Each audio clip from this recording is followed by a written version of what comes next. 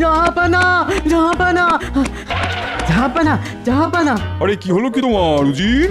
এমন দিক বিদিক জ্ঞান শূন্য হয়ে দৌড়তে দৌড়তে এলে কেন? পাগলা কুকুর তাড়া করেছে নাকি? না না না না জাহাপানা, লাল মুখো আসছে, লাল লাল মুখো। কি লাল মুখো? কে লাল মুখো? আগে আগে লাল মুখো সাহেব। হ্যাঁ হ্যাঁ জাহাপানা, এখানকার সব সাহেবদের একেবারে একেবারে বড় কর্তা। তাই নাকি? তা কোথায় সে? আগে আগে তাকে প্রাসাদের কাছে আসতে দেখেই না এক দৌড়ে আপনাকে খবর দিতে এসেছি।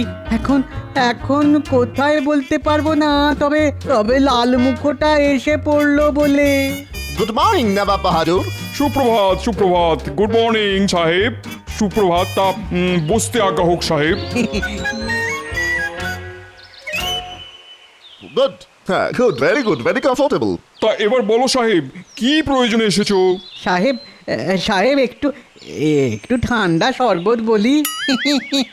ঠান্ডা শরবত, I mean cold drinks. Okay ওকে।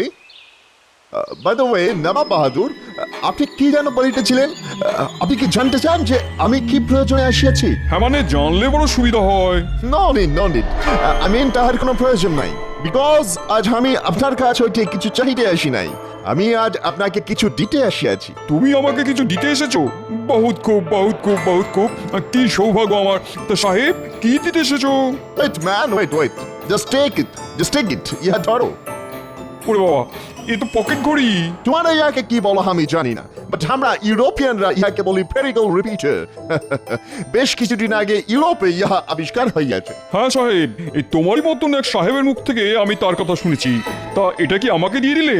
ইয়াস, ইহা আমি আপনার জন্যই আনিয়াছি, বাট ইহার পিছনে আমার একটা উদ্দেশ্য আছে।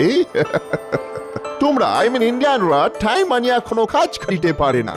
আজ ঘড়ি পাইয়া গেলে কাল হইতে সব কাজ ঘড়ি ধরিয়া করিবে এবং অন্যদেরও করাইবে, রাইট? সঠিক সাহেব, একদম সঠিক, খুবই সঠিক। হ্যাঁ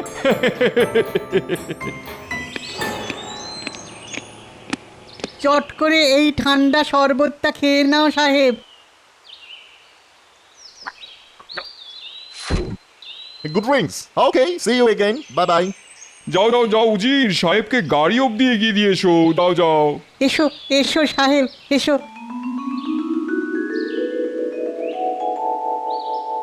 ওহ, দেখেছো দেখেছো, আজও সেই এক দেরি। কার কথা বলছেন মহারাজ? আপনার গোপালের কথা?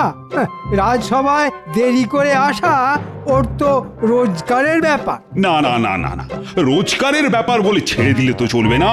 গোপাল আজ রাজসভায় এলে ওকে স্পষ্ট ভাষায় জানিয়ে দেব, যাতে কাল থেকে ও সব কাজ ঘড়ি ধরে করে। তা ঘড়ি ধরে সব কাজ করব কি করে? সাহেবদের মতো আমাদের কারো কাছে ঘড়ি আছে নাকি? হ্যাঁ, এটা কিন্তু গোপাল ঠিকই বলেছে মহারাজ। ওই সাহেবদের কল্যাণে ও আজ কিছুদিন ধরেই ঘড়ি কথাটা খুব শুনে আসছি, কিন্তু সেটা যে কি বস্তু সেটাই তো চোখে দেখা হলো না। হ্যাঁ, আমিও শুনেছি এই কাঁটাওয়ালা ঘড়ির কথা। ও বাবা, এতদিন তো শুনেছি বালি ঘড়ি, এখন শুনছি কাঁটা ঘড়ি, এরপর কি শুনবো হাঁটা ঘড়ি? আই দাঁত বের করে হেসো না তো। এই বিজ্ঞানী, কাঁটা ঘড়ির ব্যাপারে কি জানো বলো তো? মহারাজ, শুনেছি একটা গোলাকার চাকতির উপর চক্রাকারে কাঁটা ঘুরতে থাকে, আর সেই কাঁটাই নাকি বলে দেয় কটা বাজে। মানে একটা, দুটো, তিনটে, চারটে, এরকম আর কি। তা এতটাই যখন শুনেছো, তখন চটপট বানিয়ে ফেলো একটা ঘড়ি, সকলকে দেখিয়ে একেবারে তাক লাগিয়ে ছেড়ে দিই। সেটা তো এখনই সম্ভব নয় মহারাজ। কেন কেন কেন? শুনেছি ওর ভেতরে অনেক সূক্ষ্ম সূক্ষ্ম কলকব্জা থাকে, আর ওইসব যন্ত্রাংশ আমাদের দেশে পাওয়া যায় না মহারাজ। তাহলে কোথায় পাওয়া যায়? আগে বিলাতে। তাহলে তো কালই বিলে যাওয়ার ব্যবস্থা শুরু করে দাও। মোদ্দা কথা হলো, আমি খুব তাড়াতাড়ি ওই কাঁটা ঘড়ি দেখতে চাই, ব্যাস।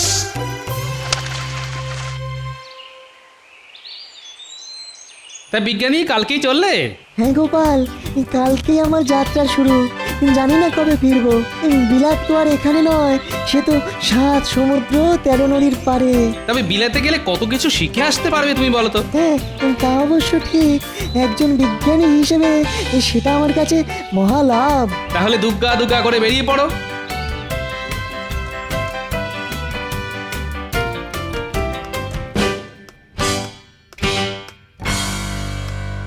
আহা কি অদ্ভুত এই যন্ত্র! কানের কাছে ধরলেই এর পেটের ভেতর থেকে টিকটিক টিকটিক করে শব্দ শোনা যায়, আর চোখের সামনে মেললেই টুকটুক টুকটুক করে সময়কে কেমন এগিয়ে যেতে দেখা যায়। দেখো দেখো দেখো দেখো উজির, দেখো। সত্যি জাহাপানা, কি আশ্চর্য রকমের সুন্দর না? হ্যাঁ জাহাপানা, আমি তো আবার ইংরেজি সংখ্যা পড়তে পারি না, তা ঘড়ি দেখে বলে দেবেন এখন কটা বাজে? এখন বাজে একের পিঠে এক, মানে 11টা। ওরে বাবা, এবার তো আমার দুপুরে খাবার সময় হয়ে গেল। বুঝলে বুঝি, ঘড়িটা হাতে পাওয়ার পর থেকে না আমার আবার কেমন ওই ঠিক 12টার সময় ভাত খাওয়ার অভ্যেস হয়ে গেছে। সে তো খুব ভালো কথা হুজুর, বয়স হচ্ছে কি না, এখন তো ঘড়ি ধরে খাওয়ারই বয়স। জাহাপানা, কিছু কি ভাবছেন? ভাবছি তো বটেই, একটা খুব ভয়ঙ্কর রকম দুষ্টুমির কথা ভাবছি। তাই নাকি? হ্যাঁ, বাবা বাবা বাবা, খুব ভালো ভাবনা। তা বলুন জাহাপানা, ভয়ঙ্কর রকমের দুষ্টুমি করে আপনি কার ধর থেকে মুন্ডুটা আলাদা করতে চান? ধর থেকে মুন্ডু আলাদা না করলেও এমন একটা কাণ্ড করব যাতে করে আমার দুই প্রজা, কৃষ্ণচন্দ্র আর খাম্বাজ রাজ, চোখে সর্ষে ফুল দেখে। তা এই বান্দাকে আপনার ওই ভয়ঙ্কর রকমের দুষ্টুমির কথাটা বলা যায় কি? হ্যাঁ হ্যাঁ হ্যাঁ, কেন বলা যাবে না, কেন বলা যাবে না। ভাবছি ওদের দুজনকে মুর্শিদাবাদে ডেকে পাঠাবো, আর তারপর কিউজির ভয়ঙ্কর রকমের দুষ্টুমির কথাটা কেমন হয়েছে বলো? কি বলবো খোদাবন্দ, যাকে বলে দারুণ হয়েছে, খাসা হয়েছে। কৃষ্ণচন্দ্র আর খাম্বাজ রাজ রথে করে আসবে, আর খোঁড়াতে খোঁড়াতে নিজের রাজ্যে ফিরে যাবে। রাজ্যে তো ফিরে যাবে, কিন্তু তারপর তো ওই রাজ্যটাকেই খোয়াতে হবে।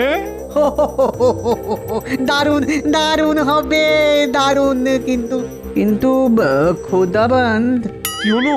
কিন্তু বলে থেমে গেলে কেন? না, মানে বলছিলাম কি, কৃষ্ণনগর আর খাম্বাজেই দুটো রাজ্য আপনার হাতের মুঠোয় চলে এলে একটা রাজ্য যদি আমায় দিয়ে দেন জাহাপানা, মানে আমার রাজা হওয়ার স্বাদ যে অনেক দিনের। রাজা হতে চাও? হ্যাঁ জাহাপানা, দিনের পর দিন উজির হয়ে থাকতে কার আর ভালো লাগে বলুন? ঠিক আছে ঠিক আছে, তাই হবে তাই হবে, তুমি হবে কৃষ্ণনগরীর রাজা। উরে সাবাস, রাজা! আহা কি মজা, রাজা রাজা। হাসি থামিয়ে দুই রাজ্যে পত্র পাঠানোর ব্যবস্থা করো এক্ষুনি। তাহলে গোপাল বিজ্ঞানী জাহাজে উঠে বিলেত চলে গেল। হ্যাঁ, এটা কিন্তু খুব ভালো হলো মহারাজ। ও যদি সত্যি একটা কাঁটা ঘড়ি তৈরি করে ফেলতে পারে, তাহলে আমাদের এই কৃষ্ণনগরের নাম সারা বাংলায় ছড়িয়ে পড়বে। কত মান হবে আপনার। মহারাজ, মুর্শিদাবাদ থেকে নবাবের পত্রবাহক আপনার সঙ্গে দেখা করতে এসেছে। তাই নাকি? যাও, তাকে এখানে নিয়ে এসো। হঠাৎ করে এই সাত সকালে নবাবের পত্রবাহক আবার কি খবর নিয়ে এলো রে বাবা? প্রণাম মহারাজ, নবাব বাহাদুর আপনাকে এই পত্র পাঠিয়েছেন। আরে আরে আরে, হাতে পত্র ধরিয়ে দিয়ে যে চলে যাচ্ছ বড়। আগে ওই উজির সাহেবের সেই রকমই নির্দেশ। আমি আসছি মহারাজ। কৃষ্ণচন্দ্র, আগামীকাল দুপুরে আমার এখানে তোমার ভাত খাবার নিমন্ত্রণ। তুমি গোপাল আর মন্ত্রীকে নিয়ে আসবে। খাম্বাজরাজকেও আসতে বলেছি। খেতে খেতে কাজের কথা হবে। চিঠিটা কেমন যেন কাঠখোট্টা মার্কা। চিঠির আগা নেই, লেজা নেই, শুধু খেতে যাবার কথা। আচ্ছা মহারাজ, আমাকে আর মন্ত্রী মশাইকেও তো যেতে বলেছে, কিন্তু আমাদের যাবার কথা তো চিঠিতে নেই। কি জানি বাবা, গিয়ে আবার খেতে পাবো তো? হ্যাঁ হ্যাঁ, পাবে পাবে। তবে আমি ভাবছি অন্য কথা। কি কথা মহারাজ? নবাব লিখেছেন খেতে খেতে কাজের কথা হবে, তো সেটাই বুঝতে পারছি না কি এমন কাজ নবাবে। গিয়ে তো দেখি। তবে দুপুরের ভাত খাবার নিমন্ত্রণ রক্ষা করতে হলে তো ভোর ভোরই বেরিয়ে পড়তে হবে। হ্যাঁ হ্যাঁ, সে তো পড়তে হবেই।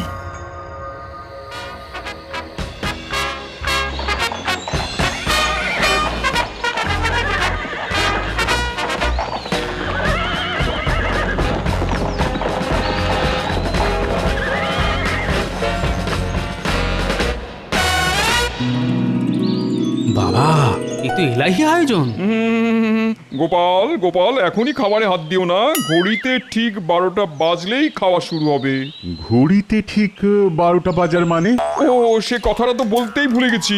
এই দেখো আমার কাছে এখন খোদ বিলেতি কাঁটা ঘড়ি, আর যবে থেকেই ঘড়ি আমার হাতে এসেছে তবে থেকেই ঘড়ি ধরে ঠিক 12টাতে আমি দুপুরের খাওয়া শুরু করি। হ্যাঁ, 1 মিনিট আগেও নয়, আবার 1 মিনিট পরেও নয়। এই এই এই এবার ঠিক 12টা বাজলো ঘড়িতে। নাও নাও নাও নাও, সকলে খাওয়া শুরু করে দাও।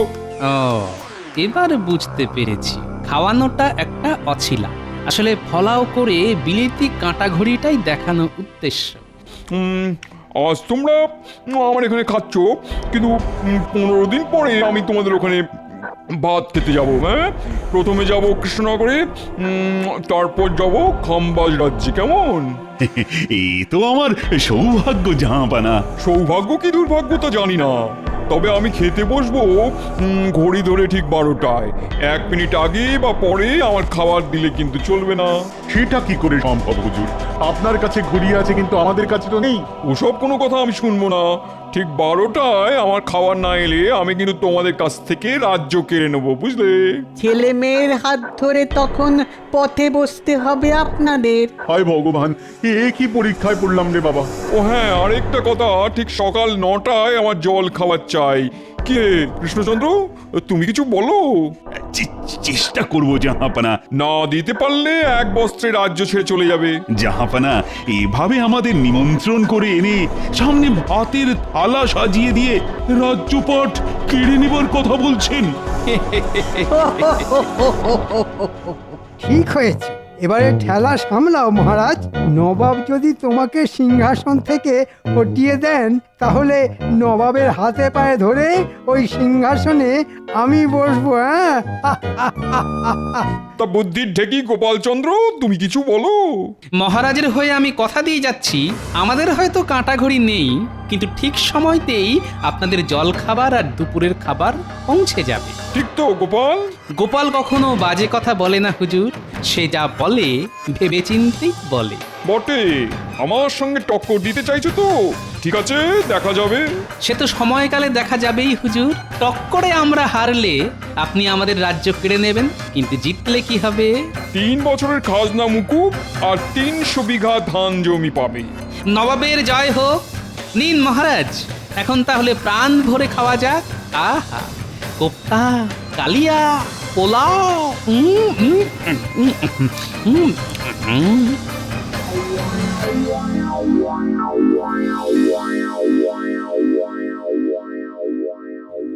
বুঝলে রানী, না এবার বুঝি আর শেষ রক্ষা করা গেল না।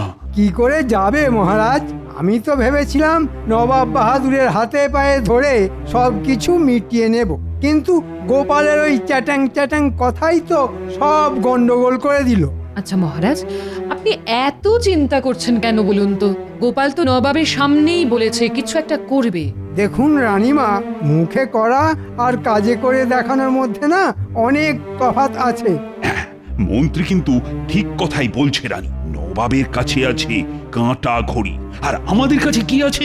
না না না না না, বিজ্ঞানীটাকেও 7 তাড়াতাড়ি বিলেতে পাঠিয়ে দিলাম। ওহ, সে থাকলে না হয় কিছু একটা চেষ্টা করতো। জানি না জানি না, জানি না কপালে যে কি আছে।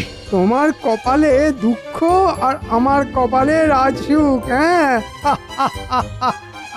আমি তাহলে এখন আসি মহারাজ। হ্যাঁ হ্যাঁ, একেই বা কি করবেন, তার চাইতে বরং আসুন।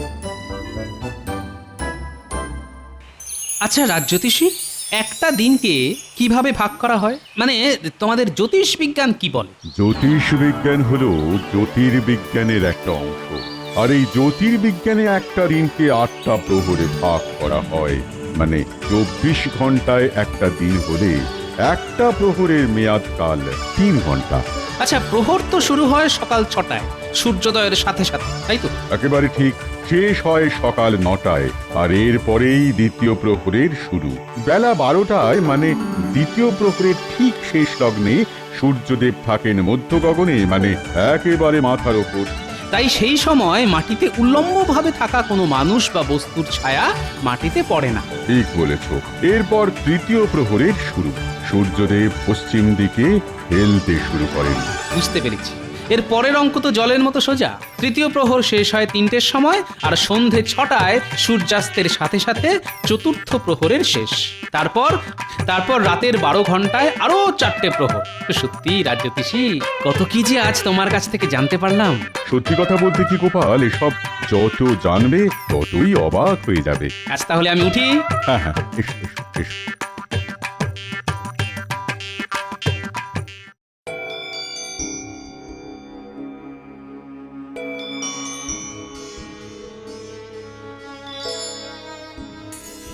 শুনুন, অযথা চিন্তা করে শরীর খারাপ করবেন না। অনেক বেলা হলো, উঠুন না, দুটো মুখে দেবেন চলুন। আর খাওয়া, কাল থেকে আমার খিদে তৃষ্ণা সব ঘুচে গেছে রানী। সে কথা বললে কি চলে মহারাজ? আপনি না এই রাজ্যের রাজা।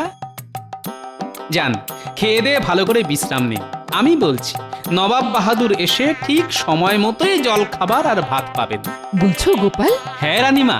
আর তারপর থোঁতা মুখ ভোঁতা করে আমাদের 3 বছরের খাজনা মকুব আর 300 বিঘা ধানি জমি দিয়ে ঘরের ছেলে ঘরে ফিরে যাবে। তোমার মুখের কথাই যেন সত্যি হয় গোপাল। হবে রানীমা, হবে। ঈশ্বর আর আপনার আশীর্বাদের হাত আমার মাথায় থাকলে সব সত্যি হবে।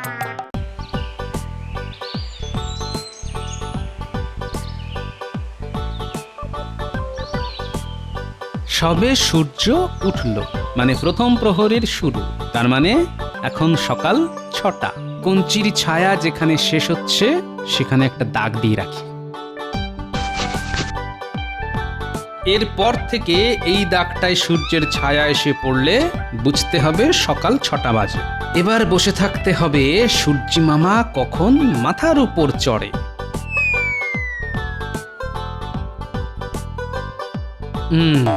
এখন দুপ্রহর, মানে দ্বীপ্রহর। সূর্য মাথার ঠিক উপরে থাকার জন্যে মাটিতে কঞ্চির কোনো ছায়া পড়ছে না। বাহ বাহ বাহ, কি মজা!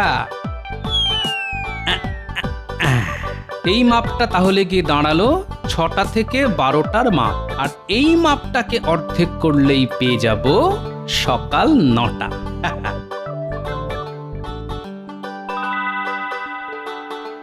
ব্যাস হয়ে গেল, পেয়ে গেলাম সকাল 9টা। মানে এই দাগের উপর সূর্যের আলো এসে পড়লেই বুঝতে হবে সকাল 9টা বেজে গেছে। তাহলে ব্যাপারটা কি দাঁড়ালো? সকাল 9টায় জল খাবার আর দুপুর 12টায় ভাত। আমার দুহাত তুলে নাচতে ইচ্ছে করছে।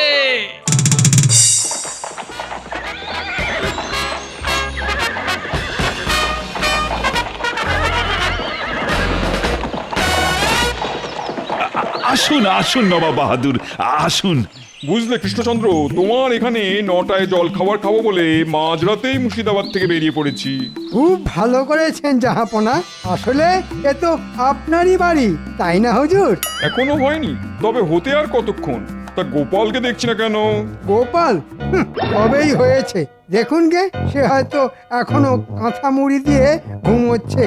এই যে আপনি আজ আসছেন, তা সে বিষয়ে কোনো চিন্তা বা দায়িত্ব আছে নাকি ওর? এদিকে কাল রাত থেকে খেটে মরতে হচ্ছে আমাকে। মন্ত্রী দেখছি নবাবকে খুব তৈলমর্দন করে যাচ্ছে। ও হয়তো ভেবেছে আমার হাত থেকে রাজত্ব কেড়ে নিয়ে নবাব তা ওকে দিয়ে দেবেন।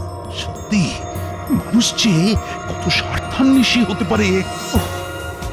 শোনো পাচক ঠাকুর, রাজবাড়ির পাশের মাঠ থেকে আমি যখন কুকুর ডাকবো তখন সকালের জলখাবার নিয়ে খাবার ঘরের পেছনের দরজায় গিয়ে দাঁড়াবে। আর পেটা ঘড়িতে যখন ঢং ঢং করে 9টা বাজাবো ঠিক তক্ষুনি খাবার নিয়ে ঘরে ঢুকে পড়বে। এক মুহূর্ত যেন এদিক ওদিক না হয়। তুমি নিশ্চিন্তে থাকতে পারো গোপাল দাদা। দুপুর 12টার ভাত দেবার সময়ও একই ব্যাপার। আগে কুকুরের ডাক, তারপরে পরেই পেটা ঘড়িতে ঢং ঢং করে 12টার ঘন্টা। মান থাকবে তো গোপাল? মান, রাজ্য সবই থাকবে রানীমা। আপনি শুধু দেখে যান আপনার গোপাল কি করে। আমি কিন্তু ঘড়ি ধরে ঠিক 9টাতেই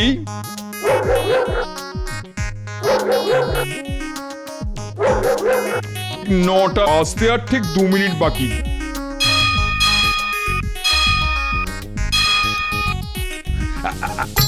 আপনার জল খাবার এসে গেছে খোদাবন্ধু। আপনার ঘড়ি কি বলে 9টা তো? क्या ताज्जुब की बात, ঘড়ি ধরে 9টায় একটুকু এদিক ওদিক নয়, এটা কি করে সম্ভব হলো? কৃষ্ণচন্দ্র, তোমার কাছে কি কাঁটা ঘড়ি আছে? আমাদের কাছে কোনো কাটা ঘড়ি নেই জাহাপনা, তবে ডাটা ঘড়ি আছে, আর তাই দিয়ে এই সময় মেপে আপনার জল খাবার আনা হয়েছে। আমি নিজের চোখে দেখবো সেই ডাঁটা ঘড়ি। সে না হয় দেখবেন, আগে খেয়ে নিন। ও খাওয়া পরে হলে হবে, আমি এখনই দেখতে চাই সেই চমৎকার জিনিস। আসুন তাহলে।